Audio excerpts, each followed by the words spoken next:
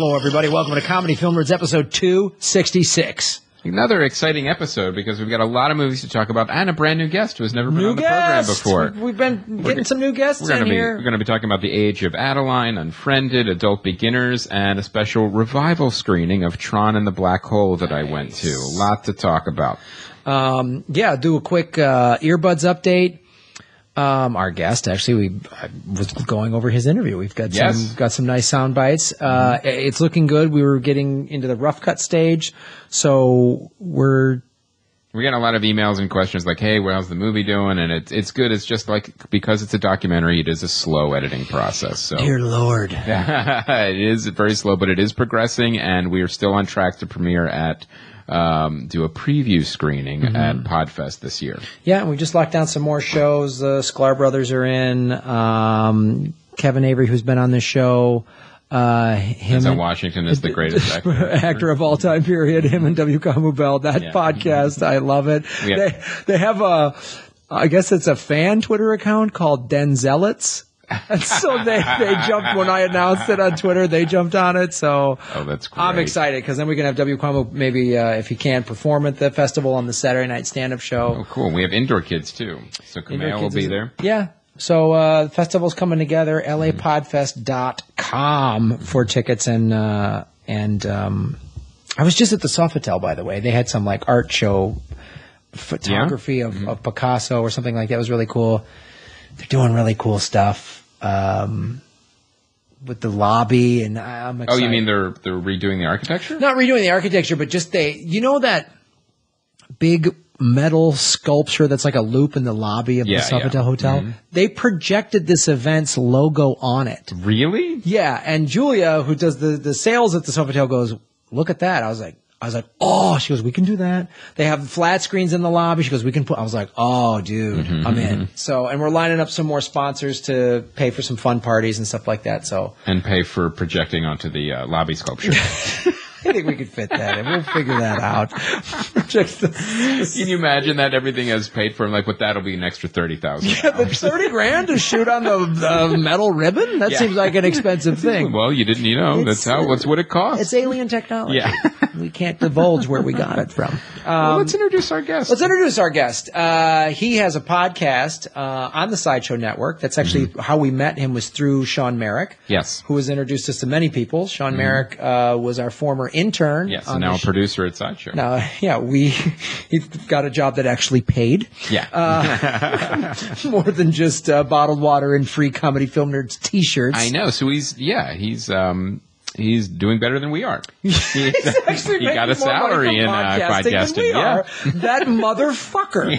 How the fuck did he pull that out? So he actually, when we did last spring, we interviewed a bunch of people at Sideshow, and our guest, here he is, Chris Denson, ladies and gentlemen. Hey guys, hey everybody. It was a long intro. I know. You were like, Jesus. I kept wanting to, it was like double dutch. I kept wanting to jump in. I was like, but you guys are going so well.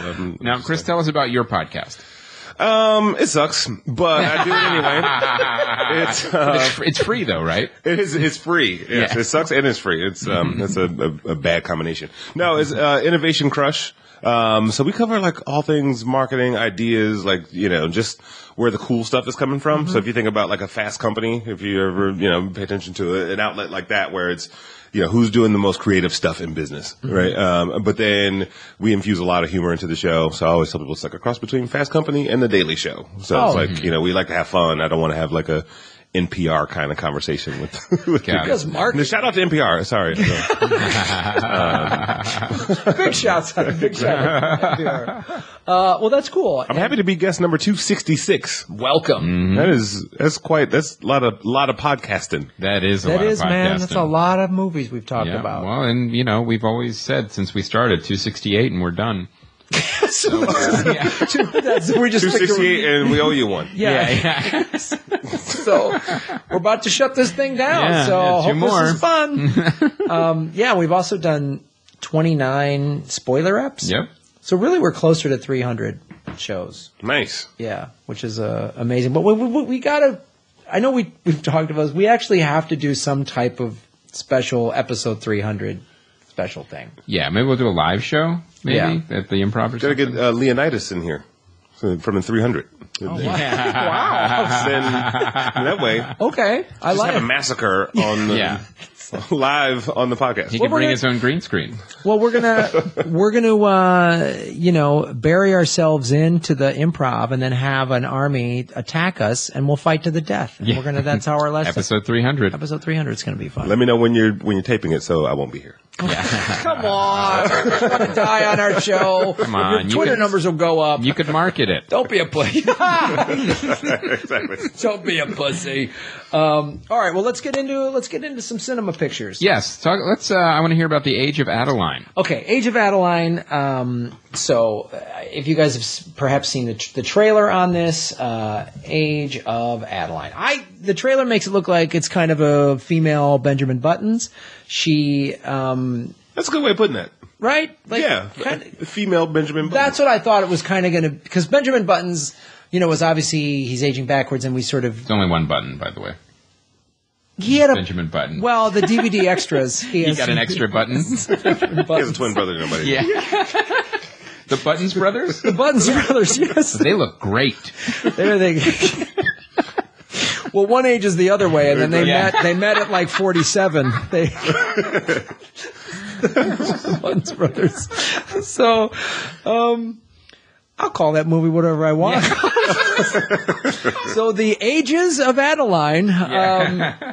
No, the Age of Adaline, that's what I kind of thought it was going to be. Got it. Mm-hmm. We're going to kind of see her go through history. It's a little more of a love story, and kind of how it's an interesting dilemma of someone who doesn't age and how they would have to deal with that. It's decent. Yeah. She's, Blake Lively does a really good job. She's a good actress. She plays this character well, because she's now, the movie is here in sort of modern times San Francisco, but she does a really good job of carrying herself like an older woman that knows a lot, but is just in a young woman's body. Isn't that kind of like a vampire? Like, basically... Yeah, she is a vampire. Okay. That's what I was thinking. If Benjamin Button was a vampire. Yeah, who didn't drink blood. Is it kind of like a past lives theme where you kind of gain all the knowledge of the past? Yeah, it is. It is that. Like, she flashes back on these relationships that she's had, and her thing, and this is the thing... I was just on the fence of whether I thought this was kind of a contrived plot device. She feels like some government guys come after her early on. Mm-hmm. When she's like in her mid to late 40s, and she still looks like a girl in her 20s, and they're like, "What's going on?" And the FBI, and they couch it under this. It's the 50s during the communism scare. So the FBI is tracking her down, and that justifies why she has to be on the run and change her name and all this stuff. Because they think spy, stolen identity, that kind of stuff. Whatever. Secret technology. Right. They don't age. So that's the thing. You're like, okay, I guess I'll buy that. Like, it didn't make me go, what? Bullshit. But I also wasn't like, sure. I was like, okay. You half suspended disbelief. I suspend. I think for me it was kind of like the question of like, what would life be like if you didn't age? Right. And so maybe you would have to go on the run or something, but because she's like, they'd poke and prod me, and I'd be this freak, and okay, I guess I kind of get that. Mm-hmm. You know what I mean? People would want to draw our blood, whatever. Okay, so I just sort of bought that. But it does bring up the question of, as she gets older, her daughter is now in her 80s and is an old woman, and she's like, "Mommy," and the daughter is played by, let me bring up her name. Ellen Burstyn does a great job, and there's these great scenes together where it should be a grandmother-grandchild, but they have the dynamic of a mother-daughter, which is really cool. Blake Lively's like, well, you should do this. Oh, Mom. Like, there's that kind of stuff, and they do it sort of in a nice, subtle way. There's interest. It is interesting to see. This is a movie I wouldn't say rush out to see it in the theaters. Mm-hmm. It's going to be on. You have time. You have time. You have a lot of time. This will be a DVD. You'll see this on a plane. I think it's one of those movies like you get to play with a lot as far as like the plot goes, and like that dynamic between mother-daughter and relationships and all those. I think from a directorial standpoint, you get to play around a lot with what life would be like. And that's interesting. And those are what you're drawing upon is those are the parts of the movie that are really good. I think when you string it together as the whole, there's some sort of predictability in the ending where you're like, okay, fine. But all those things you're talking about and getting to play with that is really interesting, and history and how would you do that? And I don't want to spoil stuff, but just like, this guy is interested and meets her, and then, people she meets there's always that like, oh my God, you haven't aged a day. And it's just like, oh, gotta go. Or, like, you look like your mother. Yeah. Well, I do, It's like, so there's a lot of, so that stuff's cool. So I think it's worth, if you come across it without having to make much effort, I think this movie's okay. It does, actually. It's not like rush out and get early tickets or whatever, but it's and those things are interesting. Well, should we have our guest go next with Adult Beginners? Yes, I want to hear about this film. Yeah. So it was a good ride, right? The Duplass brothers kind of came in and told this story of Nick Kroll. His character kind of loses everything, ends up going back to his hometown, reconnects with the sister, and life kind of turns upside down for a little while. But it was good. It was just good to see Nick Kroll not as a character, right? To see what sorts of acting chops he really has. And I felt like, Duplass film style is like enough of a one-noter to... So Ross Cast directed it, but the Duplass brothers were like produced? Exactly. Okay. Got it. God, I went to college with Ross many years ago. Yeah, in Philly.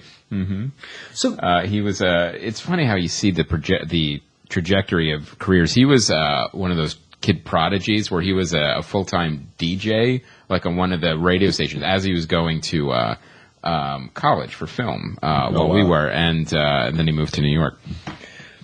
So I'm literally, because this movie I was unclear. Just I haven't seen it, but like. So is it more drama than comedy, or? It's dramedy. It's definitely like I thought it was going to. You hear Nick Kroll, like you're like, oh, it's going to be funny, and then of course like you see a trailer and it's like most of the funny bits, but it has this somber, tender tone to it.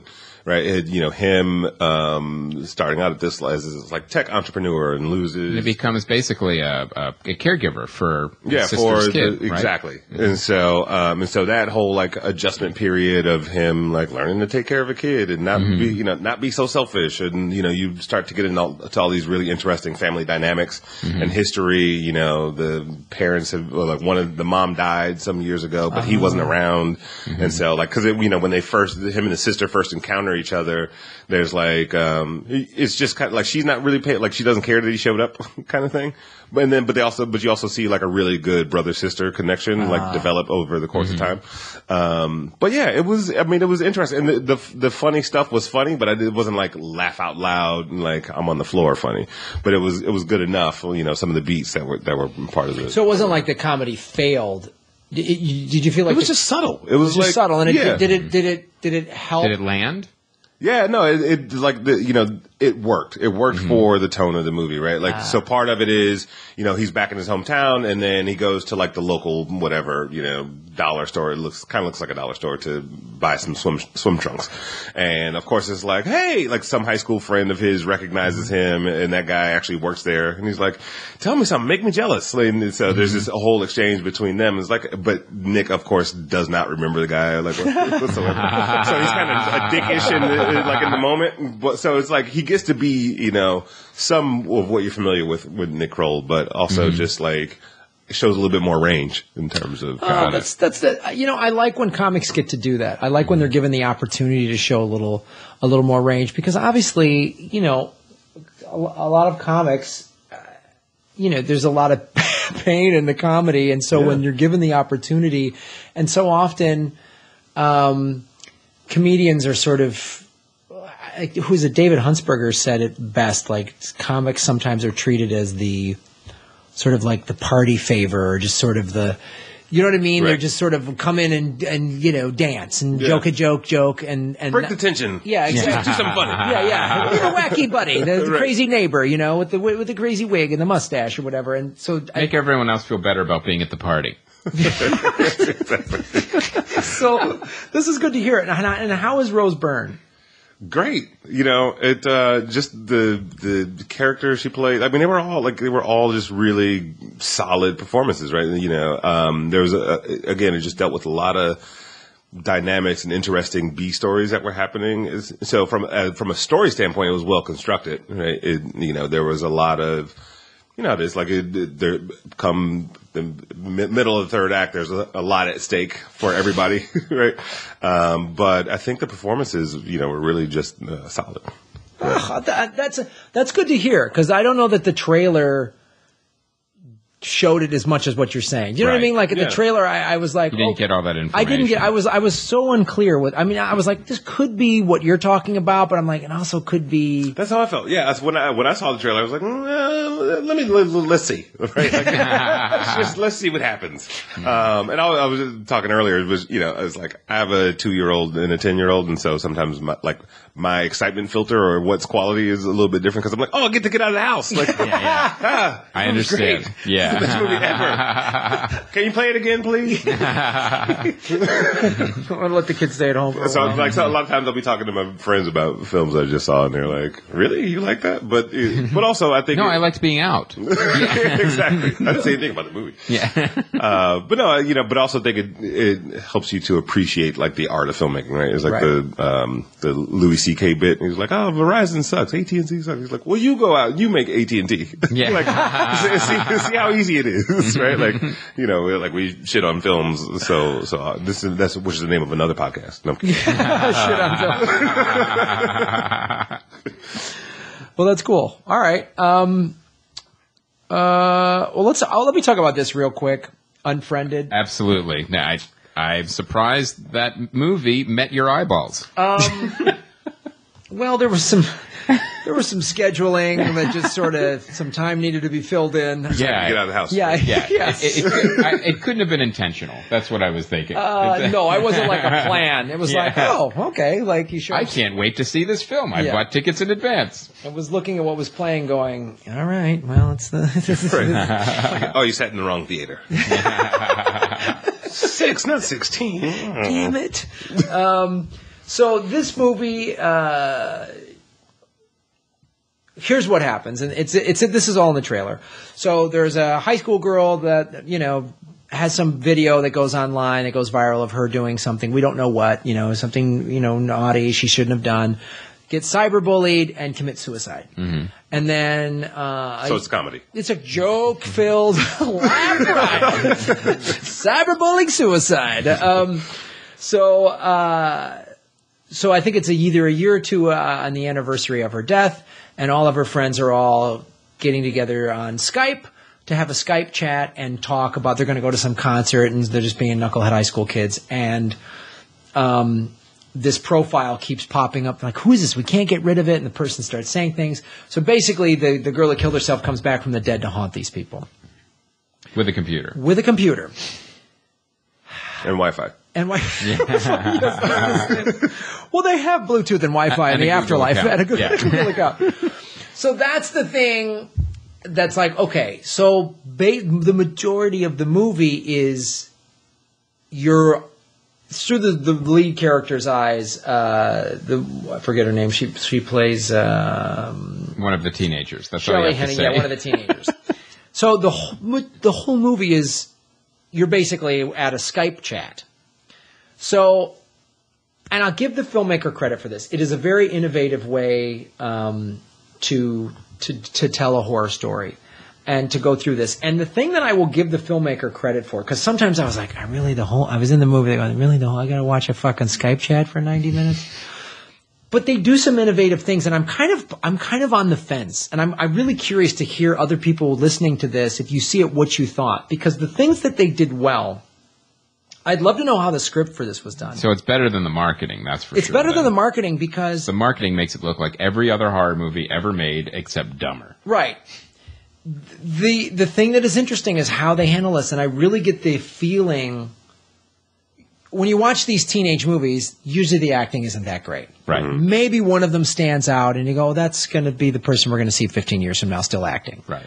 The rest of them, you're like, oh, you're pretty, and you're 19, so they didn't have to pay child wages, you know? Yeah. It's like, you look like you're 16, so... We'll see one of the 3 Blair Witch kids again. Exactly. Exactly. You're like, oh, you're from Final Destination 3. Yeah. Okay, great. But the conversation, the Skype chatting conversation, a lot of it felt like it was, I don't know if this is the case, but it felt like it was improvised enough to keep it sound like a bunch of teenagers talking over each other and, you know, like, I'm just talking shit to you, but you're kind of, you know what I mean? And then there's periodically everyone is on the same. But visually, are we literally just seeing screens? Yes. So this, and once I'll give the filmmaker credit, as soon as I started going, oh, come on, this is going to go on forever, something interesting would happen. The ghost or demon or whoever, you know, because they're very accurate. These kids, you know, 2 of them are texting each other on their own. They're checking their Facebook. They're on multiple screens. So all of a sudden the ghost is doing these things, or this dead girl, whatever, is doing these things that starts to become like, because at first they're all like, oh, someone's hacking. This isn't cool, not funny. And then the things keep happening. It's like, well, wait a minute. How could you do that? I can't close the account. I can't. This is weird. And why they're saying things and then like, I know what you did last summer kind of stuff. Like, here's photos that you thought nobody knew about, and here's all this stuff. And it's like, there's something, I don't know, there was something there. I was like, there's something intriguing about this. And it was innovative. I'm just curious to hear what anybody else has to say. It was like just interesting enough, right? Like, keep your attention. Yeah. So, well, let's, you know what, hit the message boards, because we know somebody out there in Comedy Film Nerd Land has seen it. Get your kitten hands up, type into the message boards, and we want to hear what you thought of Unfriended. Yeah. Because Graham's not sure. What Chris Denson just said it, though, is just interesting enough. Yeah. Well, it's like there was forgive me, but there was a short film I saw as part of the competition. It was like, hey, go watch this film and vote for it. And it was similar sort of concept. All cyber, like that's all you see on screen is like technology. But it's basically like this whole relationship, boyfriend, girlfriend, makeup, breakup, you know, over something that he thought he saw on like, oh, who's Sean on your Facebook page? And like, but it's a really good glimpse into like how these kids sort of interact with one another. Like, but also to take that, you know, that day-to-day communication. Like when cell phones first started popping up in movies, right? Like you used to have to be in a phone booth or at a desk or in the kitchen to make the phone call. Now people are like in their cars, and so the action or whatever, the medium and the technology starts to play into the storytelling. And so I'm curious to see more films that do that well, right? Because it's an art in and of itself. It is, and that's you touch on a good point. There'll be more that do it poorly. I'm sure there's a ton who have. Right, but it's just interesting enough that I can see why the budget on this is low. The shooting was pretty easy to do. Limited location. I mean, you could have put all these kids in one house and put them in each different room. I mean, you could have had one location and shot this thing in probably 25 days. They're also being sued by Skype. Yeah. Well, you just put that as a line item, and just from their ghost department. But it was. But I think it is intriguing, and Chris Denson, what you just said was an interesting use of this technology to tell the story. Too many times that's a gimmick. Right. You know what I mean? Yeah, absolutely. Like found footage. Like the found footage gimmick, which I'm so done with. This really used it quite well. And that's a credit to the director then. Yeah, it was a credit to the director. You would get freaked out if you're like, who the fuck, how is this? Yeah. You know, and when you start eliminating all of the reasonable answers, then it's like, ugh, you know. I just always assume it's the next girlfriend. Coming back from the dead, as they're wont to do. All right, so now Chris, you went to a... Yes, I went to a special screening of Tron and the Black Hole at the Egyptian Theater. And this is one of the reasons why I love living in L.A. You get to actually It's real clear, though. We got to be... 2 movies. Yes, the movie movies. Tron, and then the movie The Black Hole. Because you say Tron and the Black Hole. Yeah, I think it sounds like one movie. Yeah, I understand. And a very inappropriate movie. Yeah. Did the Pussycat Theater open back up? Like, what happened? It was only $11. I don't know. Was it a peep show or the theater? It's not how I remembered it, but I still enjoyed it. So this was a really cool revival of both these films, and there was a presentation from some of the people that actually worked in the visual effects on both of them, because they shared some effects teams. And one of the things I will say is I saw these movies as a kid, and they're definitely products of their time. Do they hold up? No, they don't hold up. However, if you we talk about this when we talk about Gilbert Gottfried, we talk about classic comedies, an episode that's coming up, is that if you watch these as products of their time, you can enjoy them a lot more. Like, let's take Tron first. And Tron came out right when the video game craze was huge. 1982.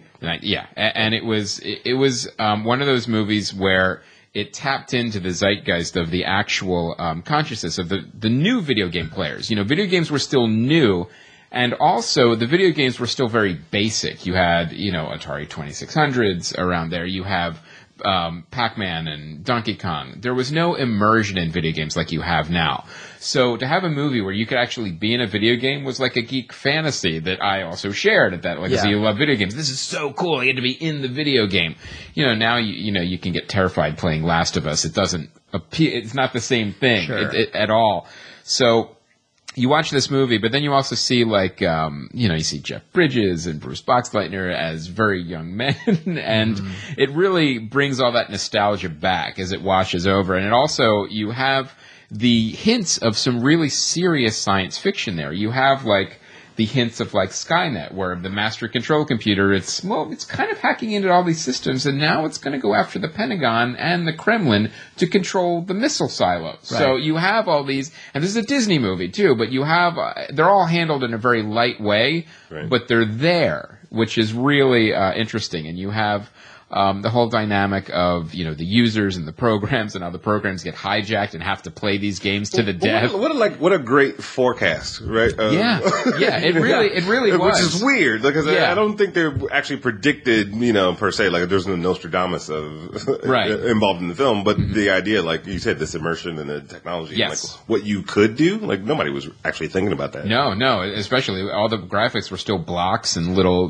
very, very simple sprite-based characters. So when they actually created this film, they created all these new computer technologies with the graphics, and this was one of the first movies that ever had so much computer graphics in it before. And then when the visual effects team started talking in the intermission, it was first of all, part of it was so technical I didn't understand what they were talking about. They were literally talking about old, outdated effects technologies, and I'm like, I don't even know what you're talking about. And this is the story that really stuck with me, though. Tron, when it came out, did not get nominated for an Academy Award for visual effects. It did not get nominated.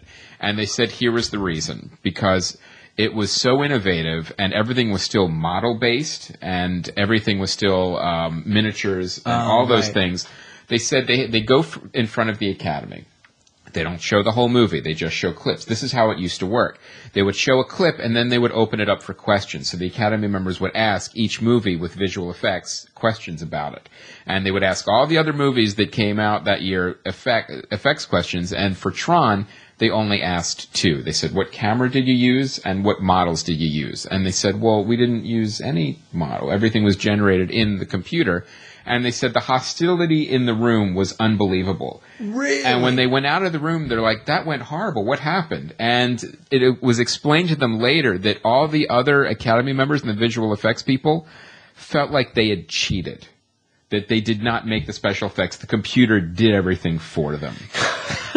So that is why it never got nominated for visual effects. Like, the computer just did everything on its own. They just pressed a couple of buttons. Yeah, and all of a sudden, all these computer-generated images came out. Yeah. That is a fascinating story. It was unbelievable. I'm like, oh my God, like, I can't believe it, because it was so far ahead of its time that they thought, well, that can't be real. You cheated. I wonder if we'll ever have like that kind of conversation again, right? Where a film comes out and I can't almost, and I can imagine this was kind of like the scene in 1982 was like, I can't imagine what that next wave of technology combined with storytelling is going to be like. What it'll look like. Is that real? Like, enough for me to question it. Yeah. Like, I don't think we'll ever have that again. That's a great, how could, I mean, I don't know, because technology is moving at such a rapid pace. I don't know what could come along that we wouldn't believe. Right, exactly. You know what I mean? You like, can make pretty much anything in the computer now. Yeah, and especially just like we talked about Ex Machina. Mm-hmm.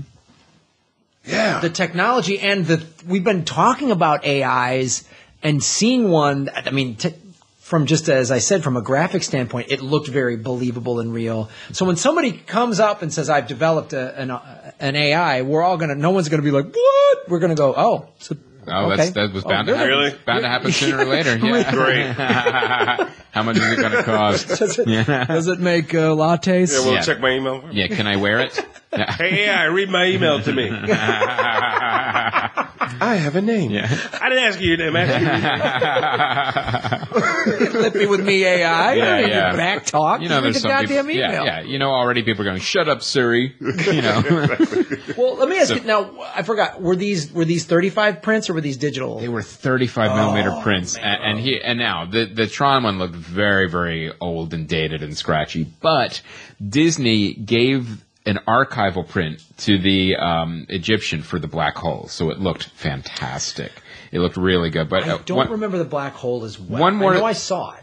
One more thing I'll say about Tron is, as they, the sequel wasn't as well received with all this weird technology of having, Jeff Bridges' face younger and all that stuff. And the reason the sequel didn't do well is the basic concept of like immersion in video games. It's not a big deal, because we feel like we're in video games now when we play. When you're in Grand Theft Auto or any of these, you feel you're there. You can get terrified in a horror video game just as easily. Mm-hmm. So I think that's because the main concept now is kind of outdated. You're not really going to make a new compelling Tron movie. It's just not possible. Right. So, but now the Black Hole, I remember seeing this as a kid and it freaking me out, because it was like Disney's first PG movie, and it was creepy and weird and unexpectedly violent in parts, and also a lot of it made very little sense. So it's one of those movies that's a real cult classic that you have to have confusion still hold up? Yeah. The confusion definitely does. Absolutely. And I'm watching this movie, and you could tell it was like trying to cash in on the Star Wars big market. But, when they were saying at the talk that this movie was in development before Star Wars, so it only got greenlit after Star Wars was like a huge hit. Right. So the thing about this movie is, first of all, it's got a ton of stars in it. It's got Robert Forster, Anthony Perkins, Ernest Borgnine, and even Maximilian Schell, and I think even Roddy McDowall was the voice of Vincent the Robot. So you've got a fairly remarkable cast in this film. And you have this movie didn't know where it wanted to go, because you have some really dark science fiction parts to it. And you also have the goofy kids type stuff that you would see in like a Herbie movie. So they weren't really sure what to do with a PG rating, because back then the it was also very the guy who directed it, Gary Nelson, directed Freaky Friday. Right. So maybe there's just some of that holdover. Yeah, there definitely was. Zoinkies, a black hole. Yeah. Herbie in space. They're what you kind of just said. Yeah, pretty much. Herbie meets the black hole? Yeah.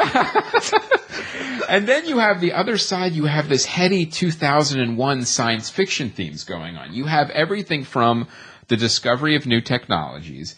You have the intersection of philosophy, science, and religion. And you have all of these things in this film, but they're handled so like poorly and ham-handedly that like you see the hooks of how this could have been a great science fiction film, and you also see how it just kind of got ruined pretty much all the way through as far as like different weird turns, but there's scenes like, really creepy scenes where, one of the girls gets taken away and it's like, take her to the hospital. And basically it's where they're brainwashing the humans to become androids. And it's really creepy. And then Anthony Perkins meets a horribly violent end. There's a robot that has blades on his hands and pretty much, cuts him through the stomach. And he falls down and you're like, oh my, this is a Disney movie. This is horrible. Was there blood or was it just... Now you didn't see the blood, but you see it actually like he's trying to protect himself with like a book. It goes through the book and then into his stomach. And then did they make this into a ride? Yeah, there was no black hole ride. And then at the talk they were saying they didn't know how to end this movie. They weren't sure what to do. Should they go in the black hole? Shut it out. Yeah, shut up. And that was one of the things they were saying. Should they go through the black hole? Shouldn't they? And then, of course, they do go in the black hole. But when they go in the black hole, then all these other intersections of, like I said, science and religion, and basically it's hell in the black hole. So you have this weird imagery of all the, the bad guy goes to hell, and then he gets imprisoned in the robot suit, and then they see all the flames and stuff. And then it's an interesting ending, and the fact that they go through the black hole. And at the end, just nobody says anything. They're through the black hole. That's it. And then the movie ends. So it's a really... Congratulations. Yeah. It's definitely a cult classic. And if you watch it with just to see like these hints of what a great science... There's the building blocks of a great science fiction film. It just never gets there. And but it's weird to see that dichotomy of like you have all the Disney-ified cute robot stuff in there, and then you also have this, these horribly creepy sequences. It sounds like one of those projects that, like, while it was being made, just kept changing creatively. That's really what it looked like. And a friend of mine directed the Russell Brand documentary on D.T. Moner, who was on my show. But she inherited the film. Like, right? She was like the third director, and they already had like a couple of, so she was brought in to like shoot the rest of it and finish from what they had already had.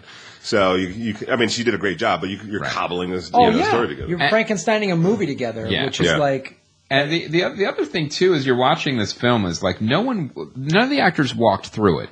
There's some hammy dialogue and some real there's some overacting, but no one looked like they were like, I'm just going to phone it in. They're there. They're there. Ernest Borgnine, Anthony Perkins, Robert Forster, they're definitely present. And what's funny too is it's never really explained what all of the crew does. Like you have like the captain, and then you have the girl that has ESP with the robot, but like, is that the only reason she's on the ship? And then you have Ernest Borgnine, who is in a sweater, and she does not even in the uniform that everyone else is in. Old granddad space. So like, why is he even? Yeah, what's his role? So there's all these like weird kind of like, well, that really doesn't make a lot of sense. When's your dad leaving? Yeah.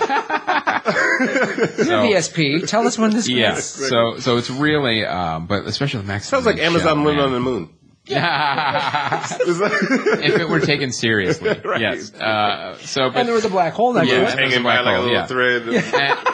And there was also some very innovative special effects here, but they were all models and matte paintings. There wasn't computer-generated effects in this, but everything from like, a giant asteroid that rips through the ship, it all looks really cool for the time. So definitely check it out, but again, see it with like more of like a period, a product of its time, and with nostalgic eyes, not contemporary. I can't wait to see an old science fiction classic. No. It's good Robert Forster stuff. Yeah, it definitely is. It's worth a view, especially from a historical perspective. All right. Well, sponsor. Hello. What do we got coming up, Graham? Oh, we got proflowers.com, Chris. And we got Mother's Day coming up. Oh, we do have Mother's Day. So why wouldn't you send your mom some flowers at proflowers.com? That's your evil. I love these guys. They sent us flowers, and they're great. I came off the road the day I'm literally walking in my apartment. They show up, and they come with a nice vase or vase, however you want to. Depends on how fancy you want to be. Yeah. Vase, I'll fancy it up. But yeah, you guys, they've advertised with us in the past. It's really cool. I've used it. I have sent this to my mom. This is an amazing. These kind of things are great if you have family all over the country. If you're busy, You know, like you don't have time to. I'm both. Like it's funny. I use that service a lot for my mom on Mother's Day and her birthday because we're in LA, she's in Michigan, and I'm like, okay. Well, this is like super convenient for me to do something nice. You know, old ladies love it and stuff. I need to get her some fancy outfit. Or just No, man, flowers is never. My mom has never been like, come on, honey, flowers. Like, what? You know what I mean? It's always just she loves it. You never got a call. Flowers. Yeah, you never got a call. This is bullshit. Yeah. I don't think I've ever heard my mom use that word. She just texts you a photo of them in the trash. Yeah. Bullshit. How about an Xbox? Yeah. Mom, what? I want to play Call of Duty. Yeah. But yeah, this is awesome. It's a really cool, convenient service. And of course, they're having a special that ends Friday at midnight, you guys. You got to go to proflowers.com, click on the blue microphone at the top right corner, and type CFN, and there you go. And that's now this is really cool. You get 100 blooms with a free glass vase for just $19.99. But the deal is you can upgrade to the premium vase and add the chocolates, which is what we got. Yeah. Premium vase. Premium vase. That's true. Premium becomes when it's vase. Premium, you got entry levels vase. Yeah. Premium vase. Yeah. And it comes with Nas. So so you get that's an extra $9.99. So you're getting the vase, you're getting the chocolates, you're getting the flowers, all with coupon code CFN for only $19.99 more. So you can get everything for like $30. It's awesome. And you know what, guys? You know, if you send these to someone or you get them delivered or whatever, take a photo. Yeah, and post it on the Twitter, and then they will Facebook. And Facebook, and then we will retweet it, and ProFlowers will retweet it as well. So remember, proflowers.com, click on the microphone, type in CFN, get your deal. Do it. Do it. Vase it up. Hashtag Vase. Yeah. Okay, well, let's go into Chris Denson.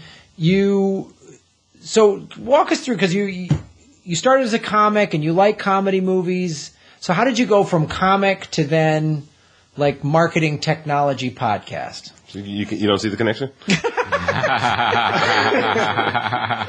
No, I do. Let's assume our listeners. No, it's weird. So I did stand up for about 6 years through college, and then was that here or was that both? So like I went to Michigan State, and then when I moved to LA like a couple of years after I graduated, and continued. And, but also just really fell in love with the writing process. And so I, wrote a couple of scripts and wrote some sketch comedy, got hired in a couple of TV shows, was kind of doing the dual role of writer and, on-screen talent. But I just really like the idea of creating something, right? Like creating something and handing it off. Because the other thing, I get kind of bored with repetition. Yeah. And stand-up is all repetition, and you may change some inflection or whatever, perfecting a bit. And then from writing, got into production, right? So it was like, let's go make this thing too. Mm-hmm. And that got fun. And then when you make it, you got let's figure out how to give it to people, right? And then you're like, well, that's marketing. And then, once sort of like the social media and technology piece started to happen, it was like storytelling just became this vast opportunity on multiple platforms. Like we were talking earlier, now there's a whole new medium we can use to tell a story. So there was just always just like the spirit for me of creating concepts and ideas, but I also love a good laugh, right? So my career kind of became entertainment meets marketing meets technology, and had my own agency for a while. Used to work for the American Film Institute's Digital Content Lab. Oh, wow. And, so it was like I was lucky enough to be able to combine all these really random, disconnected interests. And then, but also I think when you were a multi-hyphenate, right? You're a writer, or are you the marketing guy, or are you you start to tell a story about innovation and ideas, and you need I needed a way to communicate that to people, right? And so Innovation Crush was born. It was kind of like, all right, I'm going to help people tell their stories, and like all the different things I think about when I walk into a client's office to help them solve some sort of problem. It's like, all right, here's the types of thinking we try to employ. So we've had everybody from George Whitesides, who's the CEO of Virgin Galactic, to Sugar Ray Leonard and talking about innovation and, where are we at with Virgin Galactic right now? It's we on the moon yet? No, they're doing good. Well, sadly, they had the crash in September. They did a test flight in New Mexico. But they had, the idea of, commercialized space flight. And that was the exact question I asked George. I'm like, really? Are people really going to... And, it's same thing, if you think about previous technologies, are people really going to do that? And I remember when text messaging came out on my phone. Who needs that? Yeah, I was like, just call me. I don't want to text you. And now, it's the reverse. Mm-hmm. And so I think they think about it as simple as a mechanism like that. It's, hey, people are so curious about space and what's out there. And I think that's a matter of time. Yeah. I think, and that's why they're going after it so hard, is they feel like this is a thing that's going to happen. The technology is going to... May as well be us. Yeah, exactly. Yeah. Might as well cash in on it. Mm-hmm. And that's the thing. I mean, you look at what was the point of going to the moon? Except to be first. No, we'll do it. It's get out of the way. But it's also I think that's kind of, at least in the spirit of what Innovation Crush is, it's what are the possibilities, right? And I think once you yes, the first person that does the commercialized space flight that's not a former, was Lance Bass, what was he, NSYNC?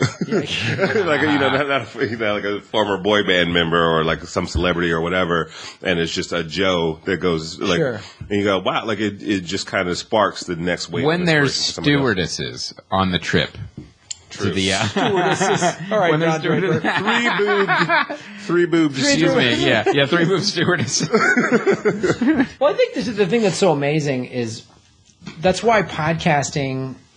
This is. I don't mean to get too oh my god, but it is such an amazing time that we're in because on paper, all of those things you've done, your skill set does not connect at all. It makes no sense. But now you So you should Thank stop. you. So you should quit. Yeah. I'll be back for the death episode. What is your fucking point? What are you doing? Come to the garage and get berated and insulted. God. No, but I mean, the thing is then with podcasting and all this digital technology, it actually all makes perfect sense. Yeah. It is all connected, everything that you're doing. And you can... Well, what would these things? How could these things have anything together? Oh, they have a lot. Because we all are. If you have a podcast, you are reaching a broad audience. I don't care what the subject matter is. You're reaching people all over the world, and you are connecting all of these people with all of these different backgrounds. I mean, I'm just from earbuds. I mean, there's all these interviews and the fans are and I say it in the trailer, I'm we have a gymnastics coach, we have a drill instructor, we have a Japanese housewife, we have an Australian miner. None of that makes any sense on paper, but they all these things. Well, it's interesting too because I find more and more that at least when I get in more conversation is people are fans of podcasts and in general. So it's kind of like being a movie buff, right? It's I love podcasts, and they'll consume whether it's about horses or about innovation or about comedy films. There's that Uber consumer out there, and then there's as the more niche you get, of course, people you've got a very targeted audience. So, but yeah, with our show, we people that only watch Game of Thrones. There's a podcast for them. Exactly. Any sort of random weird interest area you can find. But now, every random weird, niche interest has a social media platform, has all these things that actually we all use that they need. You need to be on some social media or several of them. You need to be promoting your thing, to getting the word, whatever the thing is, connecting the listener to what you're doing, having your guests on if you're a show that does have guests. So that's where they all sort of they are all similar and make sense because we all need this sort of new digital infrastructure to keep it going and to promote it. Now, do you give lessons too, or is it mostly interviews? Do I give lessons? As far as karate lessons. Specifically karate lessons.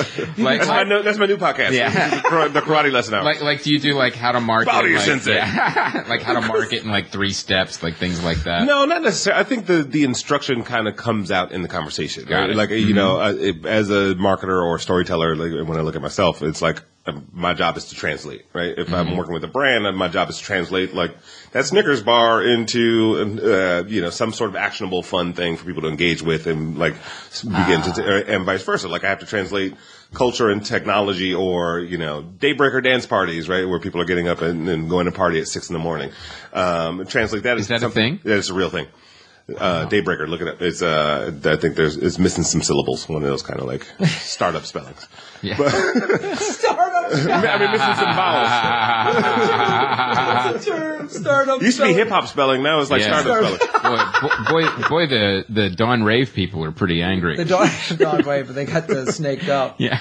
But no, so it's like we're constantly just translating, like pulling out the important bits. So a lot of it happens in the conversation. Like, sure. Oh, so that's just like when most entrepreneurs face. If Sugar Ray Leonard's telling me a story, I'll go like a lot of entrepreneurs face. If Sugar Ray Leonard's telling you a story, everyone better be quiet. Yeah. No, I see what you're saying because Sugar Ray Leonard is talking about his specific whatever boxing world, and you can say, and you can kind of bring it into the general terms of like if you're running a whatever business, this is what Sugar Ray's done. You could talk about everything with him. It's like, yes, we celebrate Sugar Ray Leonard, right, like as a fighter, but like look at the team that he had to assemble of trainers and nutritionists and like. He's a business leader in that sense because he has to organize and choose the right people that are going to help him be a winner. And he was one of those guys too in the 80s that one of those athletes that became a brand. Right. Before that was now it's like a thing. These high school kids are talking about their brand as athletes, but he was one of those guys who's like, okay, I'm gonna, most of us. I mean, I was a boxing fan, but Sugar Ray was one of those guys. Many people learned about who he was from his ads that he did. You know what I mean? Like he had all those ads. What did he do? Dr. Pepper? He did a million ads. I forget there was some, maybe Pepsi. Anyway. He didn't mention that in the interview? Yeah, he didn't talk about his ads from the 80s. Yeah. He did not bring that up. I interviewed the guy who created MacGyver. This guy named Lee Zlotoff.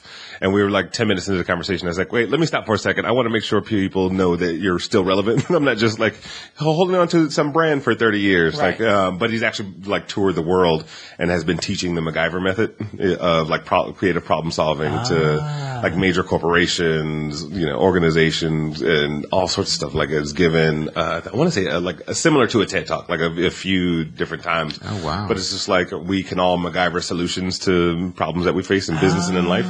And I was working with like psychology professors from the University of Michigan and working with the White House on this like STEM education and science and all this stuff. So, but it's funny, you think about like, I forgot to set it up. I don't want everybody to think you've just been like holding on to your glory days. Like actually selling MacGyver VHS tapes at a convention or whatever. And signing them. It's like a Napoleon Dynamite. He kept watching his football. Yeah. Could have gone pro.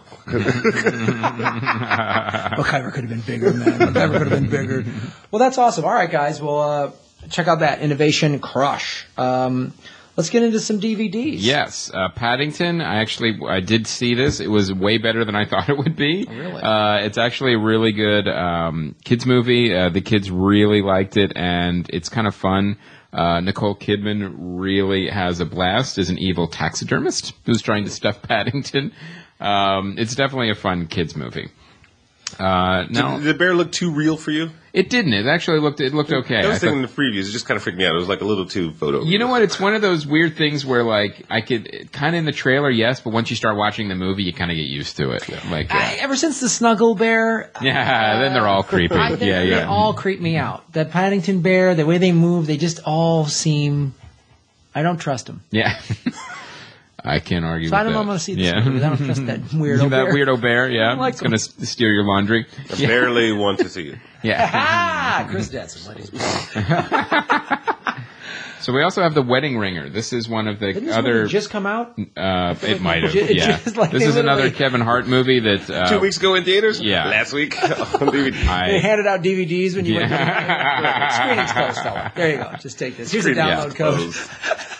I think we're all waiting for Kevin Hart to be in a great movie because we want him to be in it. We really want him to be in one. He deserves one. That's a guy we're talking about. Like we were talking about with Nick Kroll. I'd love to see what Kevin Hart could actually do. Right. Because it's like this, Get Hard, like, come on, man. Like, I just feel like, I'm sure he's caught up in that big machine. He gets 5 scripts, and none of them are good. And his agent, do this one because it's with this guy, and this will help your because thing. it's all they get packed with this writer, this director. You can read all the emails, at least the Sony ones now. Yeah. You can see exactly how it all happened. But I'd love to see him because I do think he's funny. But all these trailers and stuff, I'm just like, man, I want to see him get something that's like. Well, maybe we should lead into our DVD pick. Let's Be Cops. You saw this, Chris. Yes. I did. And I was pleasantly surprised. Like, some movies you just have to let go, right? And you not take it so seriously. So when I read all the reviews, I'm like, oh, it's bad, and 2 stars, or blah, blah, blah. And it was a very successful depiction of what you would do if you could get away with being a cop and you were like an immature 30-year-old man. And it was like as I'm watching it, because I have this whole immaturity wish list on my own personal life, and I'm like, that would like that all that stuff would be fun. So the scenarios you find them in, I think I would love to see like the DVD extras or the deleted scenes that were like. The stuff that we didn't get to see on air, and also like the story was fairly original, right? Like in terms of that kind of like costume and the way it progresses was not cheap, right? It wasn't a cheap like all of a sudden like they're on the case. It was a very semi-logical progression of how they get themselves into like this whole like deep crime ring kind of, not covered. Well, I mean, Jake Johnson is in the Zoe Deschanel TV show. He's done some other stuff. He's funny. Yeah. He's a funny guy. Damon Wayans Jr.'s his kid. He's on that another sitcom. They're funny guys. Rob Riggle's in it. I mean, Rob Riggle's really funny. He is funny. And then you've got Keegan-Michael Key, who I'm sorry, but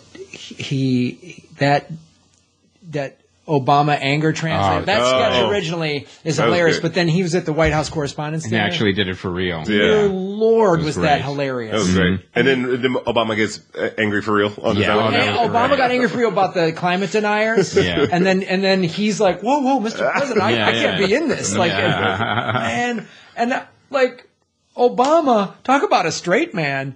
Yeah. He didn't crack once. No. He's just like, his comedic ability is pretty amazing. Well, you see him with the Between Two Ferns with Zach. He doesn't crack. He doesn't crack at all, man. Mm-hmm. Like I was like, that's brilliant because this guy is yelling and he's hilarious. He's so big and over the top. The whole audience is laughing, and Obama just sticks as though he's not there and reads a speech all President-y Obama style. God damn, that's funny. I reposted that video because I was like, that was so funny.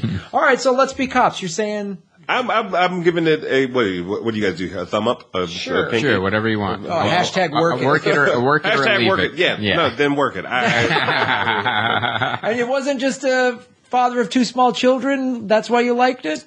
No, that doesn't affect me all the time. It might have been the marijuana. No, I'm just kidding. No, it was actually it was like if you just want to go for a dumb ride, right? Like go like that's the one. Right. Okay. Right? All right. Don't expect some prolific storytelling. Genius out of it. Fair enough. All right, The Gambler. Now this was a remake. It is a remake of the James Caan movie. I saw this film. Because they released it, they were trying to maybe get some Oscar movement on it, which it just didn't. It was pretty strong. I thought you were going to say it was just too stupid. It's just too stupid. Who gambles? I don't care. It's Mark Wahlberg. He made some money on that. His name is above the title, and it must have been his film. I think it was Tyler Perry on this one. Yeah, I think it was almost Mark Wahlberg presents The Gambler, starring. I think it was him. After The Fighter, going, well, I got a shot at maybe getting back in the Oscar race. It isn't strong enough for that, but it's a good film, and there's really solid performances. I forget the. Let me look this up real quick, but it's Gambler. Jessica Lange plays his mom. John Goodman plays a great bad guy, and Brie Larson plays his girlfriend. and they're all really solid performers. You probably missed this movie because it didn't have a wide release, and it just got muscled out of the Oscar race. So this is a great DVD pick, I think. Oh, cool. Okay. No, and it's funny enough, I did want to see it, but again, the two kids, you gotta go Let's Be Cops. Those are your choices. It was at home on demand. The next one is Inherent Vice. Now, this is getting wildly mixed reviews, although people have seen it, said it makes very little sense. This is the Paul Thomas Anderson film, P.T. Anderson movie. Yeah. I still haven't seen it because of all the mixed reviews. I was like, I don't know. But now I feel like... Now maybe it is a good DVD. It's starting to show up on planes, so I'm going to have a couple hours to kill on a plane. You're going to get it. I mean, it's just a trippy film, like, because it's so drug induced. You know, if you think of like, Fear and Loathing in Las Vegas, and just like it. If you haven't been there, then you like substance wise, then you're like, it probably doesn't make much sense to you. And I saw it with a theater full of hipsters, like downtown LA, and like laughter. Did you smell peyote? Yeah, I smelled peyote. They were doing peyote in downtown LA. Wow, that's making a comeback. Yeah. Who knew? Oh, hipsters, yeah. A lot of them are shit kickers now. Yeah, they're going to do it in space soon as soon as they get the shuttle going. Sure. The Inherent with their flight attendants. Nice.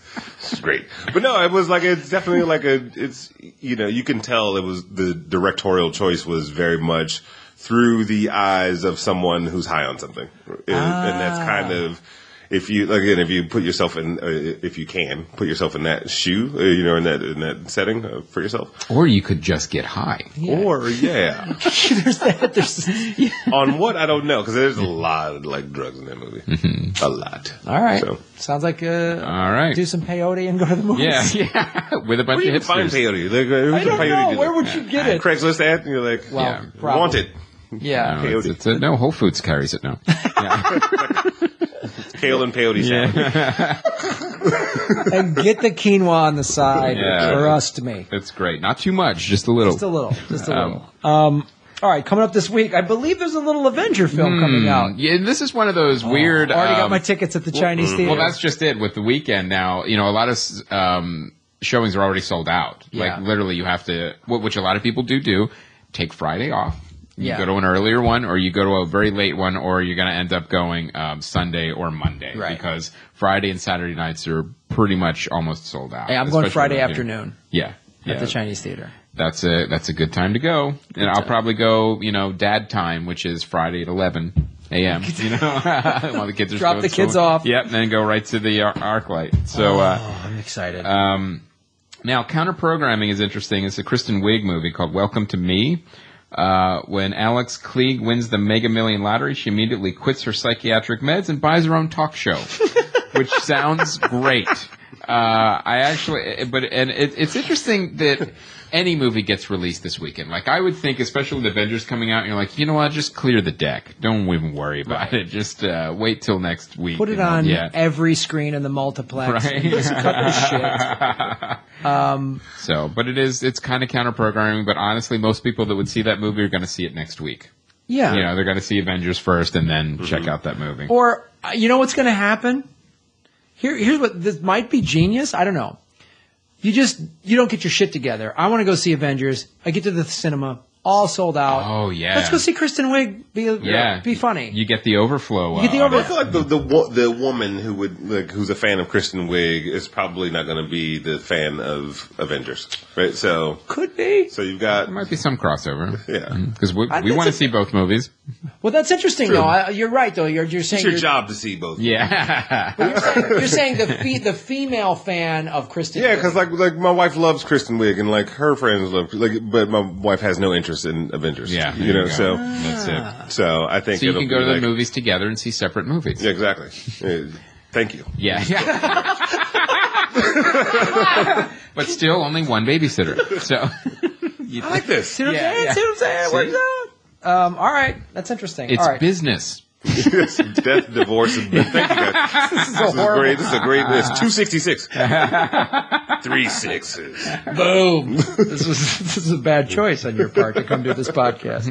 All right. Well, that's Avengers: Age of Ultron. Post some photos of you guys going. If anybody dresses up as a character, especially if you're the Vision. Yeah, then you need to take that photo. Yes, and please post it. Yeah. Next to your... I'm just going to go dressed as James Spader. Like in the Blacklist. You know, like a weird hat on. Yeah. Having a large black man behind me.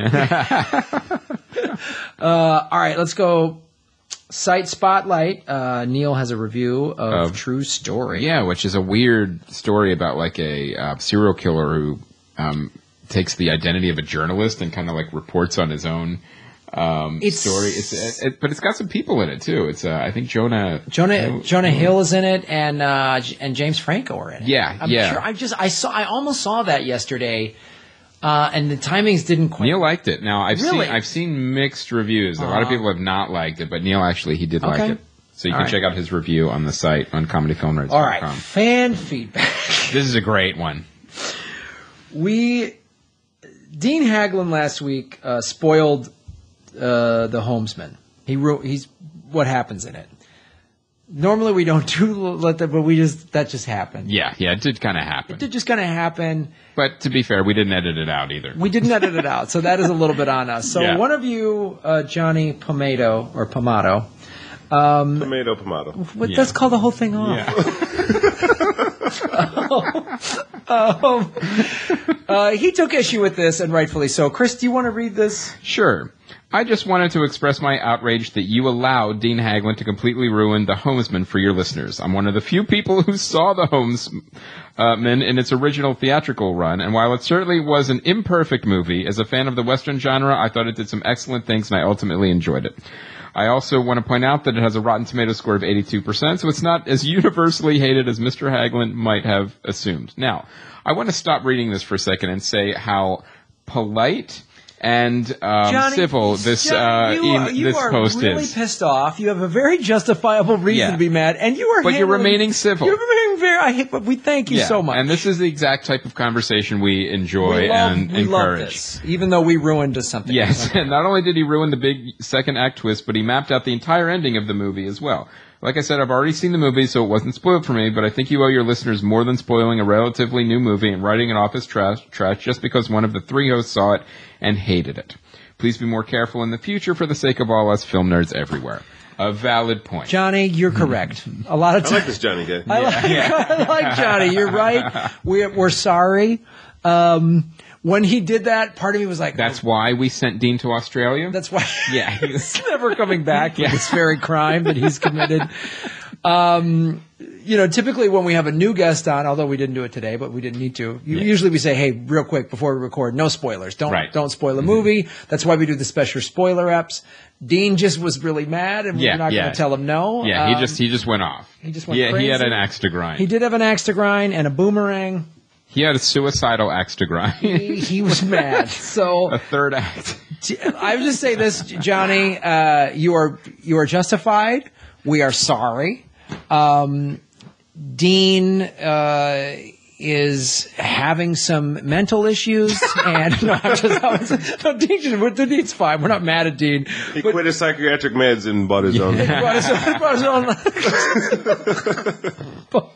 Bought his own talk show, and that's why he's moving to Australia. Technically, he did let us know that the NSA is the one that ruined the movie. Sure, they're the one that spoiled it. This kind of stuff rarely happens. We always try to prevent it, and we try not to let these spoilers pop out. But we'll be more aware of it in the future. More aware of it. It was just, we then got on so many jokes because of it that it was like, I didn't want to edit that out. If it was just a one-off where he just like blurts out a spoil, then there would have been 5 callbacks that would have made no sense. Yeah, and then we got to keep the jokes in, Johnny. That's the one. Sorry, brother. That's the jokes are landing. So this was a hashtag work it and leave it. This was a hashtag work it and leave it. We apologize to you and thank you. And we honestly, guys, we know you're not going to agree with everything that is said on this show, and we love these healthy discussions. We don't. I don't agree. I don't like what I said on this episode.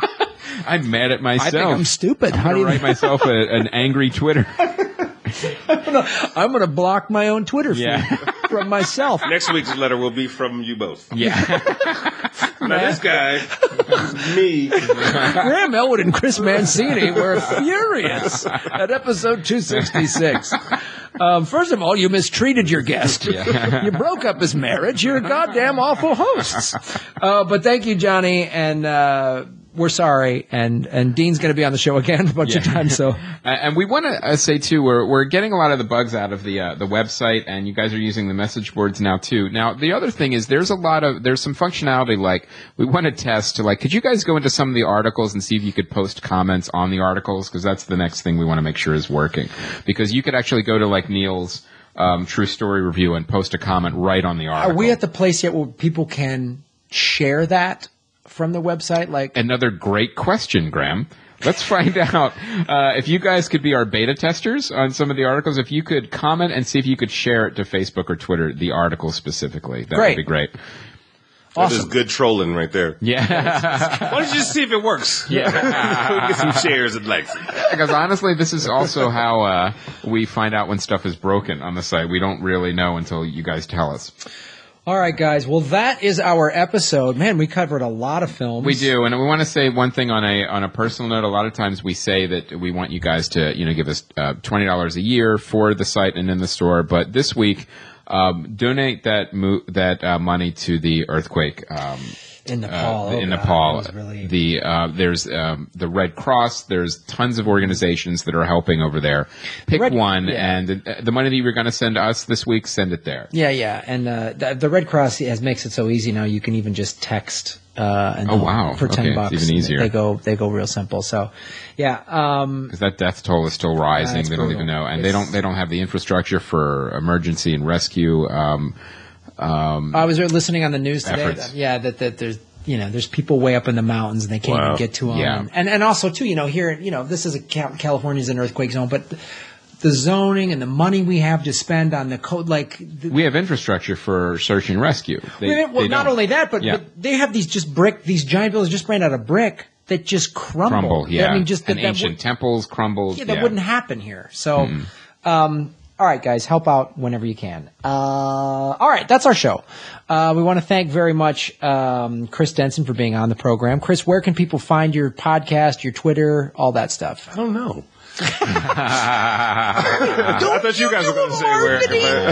How would you not? Go to Virgin Space. Yes, exactly. iTunes, Innovation Crush, Sideshow Network, Innovation Crush, and SoundCloud Innovation Crush. Everything spelled like it sounds. So, and now you guys aren't in the comedy section of podcasts on iTunes. You're in the business, right? Business, yeah. Okay. We were right underneath Ted for a while. Okay. But, like inspiring content, so on and so forth. And then me personally, Densonology, my last name and ology, on Twitter. And that's good search and destroy. Search, find me, and destroy me. Well, thank you so much for being on the show. All right, guys, that's episode 266, and of course, LA Podfest tickets, all that stuff. But that's our show. Really appreciate you listeing. Yeah, thanks for the support, everybody. Everything from good reviews on iTunes and getting other people to listen, spreading the word, that all helps too, and that's free. And thank you, Johnny Pomado. Keeping you guys your feedback. Right. Yeah. Keeping us on track. Keep us honest. All right. Thank you, Chris Denson. My name is Graham Elwood. And I'm Chris Mancini. And as always, remember, Han shot first.